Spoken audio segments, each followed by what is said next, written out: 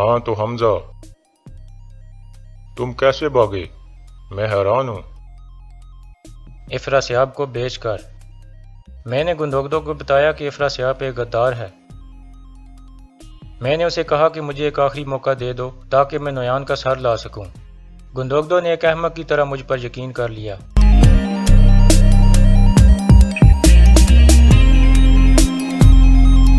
दुमरुल भाई, क्या हुआ? नोयान ने सलजान खातून को अगवा कर लिया है भाई।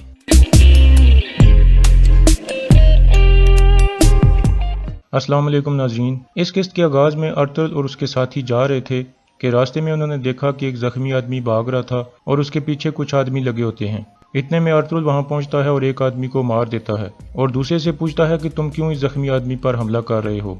वो आदमी कहता है ये तुम्हारा मसला नहीं है और बुलंद आवाज में कहता है हमला करो। इसके बाद कुछ और आदमी एक तरफ से निकल आते हैं और हमला करने के लिए आगे बढ़ते हैं, लेकिन इसी दौरान अर्तुल के साथी भी आ जाते हैं और दोनों ग्रुपों में लड़ाई शुरू हो जाती है। थोड़ी देर लड़ाई के बाद अर्तुल और उसके साथी तमाम आदमियों को मार देते हैं। इसके बाद वो जख्मी आदमी के पास जाते हैं। अर्तुल कहता है बताओ भाई वो तुमसे क्या चाहते थे। वो आदमी कहता है मुझे मदद चाहिए, उन्होंने सबको मार दिया है, मेरे शेख और दरवेशों को भी उनसे खतरा है।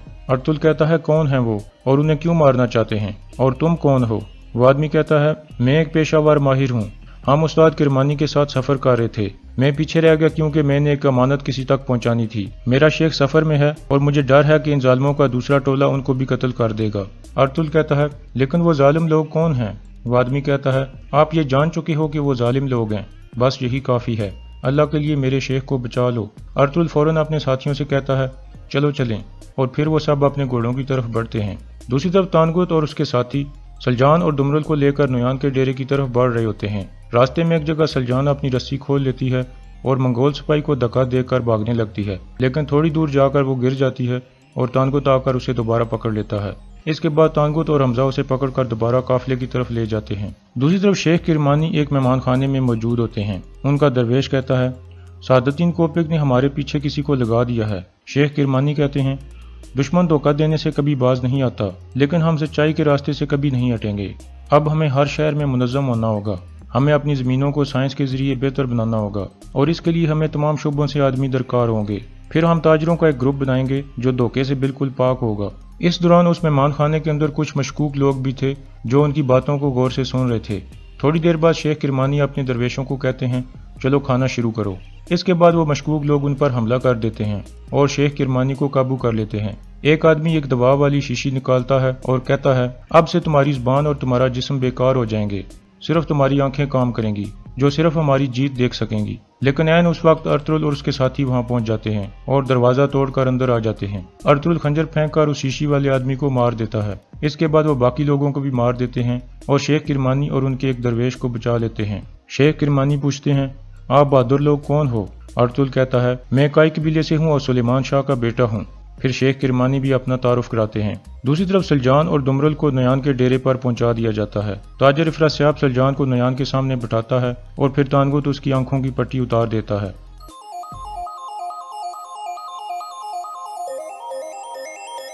कौन है ये? सलजान, गुंदोगदो की बीवी। तुम उस औरत को मेरे पास ले आए हो जिसको गुंदोगदो ने छोड़ दिया है। इसके बाद इफ्रासियाब कहता है गुंदोगदो इसे नहीं छोड़ेगा नोयान। नोयान कहता है अगर गुंदोगदो इसके लिए नहीं आया तो मैं तुम्हें कुत्तों के आगे डाल दूंगा। सलजान कहती है क्या तुम मंगोलों का पालतू कुत्ता नोयान हो। नोयान उसे थप्पड़ मारता है और कहता है ये तुम्हारा काई कबीला नहीं है। सलजान उसके मुंह पर थूक देती है। फिर तानगुत अपने सिपाहियों को कहता है इसको यहाँ से ले जाओ। फिर मंगोल सिपाही उसे पकड़कर एक तरफ ले जाते हैं और उसके मुंह में पट्टी डाल देते हैं। फिर इफ्रासियाब कहता है मैं हमजा को भी अपने साथ लाया हूँ नोयान। नोयान कहता है उसे अंदर लाओ। फिर हमजा नोयान के सामने आता है। नोयान कहता है आओ आओ मेरे वफादार सिपाही बैठो। फिर नोयान उससे पूछता है हाँ तो हमजा, तुम कैसे भागे? मैं हैरान हूँ। इफ्रासियाब को बेचकर। मैंने गुंदोगदो को बताया कि इफ्रासियाब एक गद्दार है। मैंने उसे कहा कि मुझे एक आखिरी मौका दे दो ताकि मैं नोयान का सर ला सकूं। गुंदोगदो ने एक अहमक की तरह मुझ पर यकीन कर लिया। इसके बाद नोयान कहता है बहुत अच्छे हमजा, तुमने वही किया जिसकी मुझे उम्मीद थी। اس کے بعد تانگت کہتا ہے میرے پاس بھی ایک تحفہ ہے تمہارے لیے نویان۔ نویان کہتا ہے لاؤ اسے۔ منگول سپاہی دمرل کو پکڑ کر سامنے لاتے ہیں۔ تانگت اس کی پٹی کھولتا ہے اور کہتا ہے یہ گندوگدو کا خاص سپاہی ہے، گندوگدو نے اس کو افراسیاب کے پیچھے بھیجا تھا۔ نویان کہتا ہے تو گندوگدو نے حمزہ پر اعتبار نہیں کیا، اس لیے اس نے پیچھے اپنا آدمی بھیج دیا۔ دوسری طرف قبیلے میں سنگر تیکن حکیم ارتو کے پاس جاتا ہے اور کہتا ہے ارطغرل نے جانے سے پہلے مجھے بتایا تھا کہ آپ کو ساری صورتحال کا پتہ ہے اور میں آپ پر اعتماد کر سکتا ہوں۔ کل میں سفید داڑھی والوں کی طرف روانہ ہونا چاہتا ہوں۔ حکیم ارتو کہتا ہے ٹھیک ہے، میں نے ان کو اطلاع دے دی تھی، وہ اوغز خان کی مہر کے ساتھ آپ کا انتظار کر رہے ہوں گے۔ دوسری طرف نویان دمرل کو تشدد کا نشانہ بناتا ہے اور کہتا ہے تم خوش قسمت ہو، ورنہ میں ابھی تک تمہارا سر اتار دیتا۔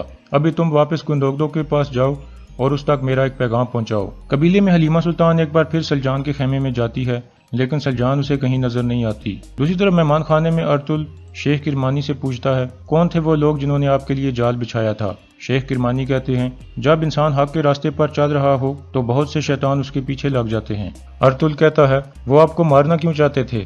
شیخ کرمانی کہتے ہیں مجھے مار کر وہ ترکش اسلامک یونین کو تباہ کرنا چاہتے تھے جو ہم نے اناتولیا میں قائم کی ہے۔ ہماری اس یونین کا مقصد اچھے تاجروں کو اوپر لانا ہے تاکہ وہ ان زمینوں پر حلال آمدنی لا سکیں۔ میں نے اپنی ذمہ داری پوری کر دی ہے، اس لیے اب میں واپس بغداد جا رہا تھا جہاں میں پیدا ہوا تھا، اور میں نے اس یونین کی سربراہی اب اپنے داماد ایوران کو سونپ دی ہے۔ ہماری زندگیاں ہم پر آپ کا قرض ہے، اب سے میرا داماد اور ترکش اسلامک یونین آپ کے ساتھ ہوں گے۔ پھر ارطغرل کہتا ہے آپ بھی یہ جان لیں کہ اب سے میں بھی اس یونین کے ساتھ ہوں۔ قبیلے میں حائمہ خاتون اور کرکو سردار کی فیملی اکٹھے کھانا کھا رہے ہوتے ہیں۔ کرکو سردار کہتا ہے اب ہمیں قبیلے میں شادیاں شروع کرنی چاہیے، جس پر سب خوش ہو جاتے ہیں، لیکن حلیمہ اپنا برتن اٹھا کر ایک طرف چلی جاتی ہے۔ سنگر تیکن بھی اٹھ کر اس کے پاس آتا ہے اور پوچھتا ہے کیا ہوا حلیمہ، تم پریشان لگ رہی ہو؟ حلیمہ کہتی ہے پورا دن گزر گیا لیکن مجھے سلجان کہیں نظر نہیں آئی، اس لیے میں پریشان ہوں۔ سنگر تیکن کہتا ہے ہاں جب سے میں زخمی ہو کر آیا ہوں وہ لگاتار مجھے دیکھنے کے لیے آتی تھی لیکن اب بالکل غائب ہو گئی ہے۔ اتنے میں ایکس بائی اندر آتا ہے اور حائمہ خاتون کو بتاتا ہے کہ دمرل آیا ہے اور گندوگدو بائی سے ملنا چاہتا ہے۔ حائمہ خاتون کہتی ہیں اسے اندر بھیجو۔ دمرل زخمی حالت میں اندر داخل ہوتا ہے۔ دمرل بھائی کیا ہوا؟ نویان نے سلجان خاتون کو اغوا کر لیا ہے بھائی۔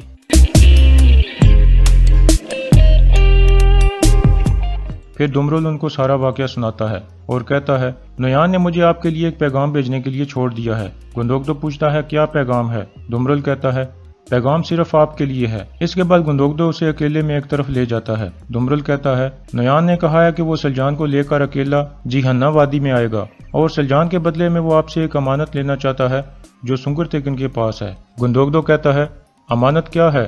دمرل کہتا ہے یہ اس نے نہیں بتایا اور اس نے کہا ہے کہ اگر آپ اکیلے نہ گئے تو وہ سلجان خاتون کو مار دے گا۔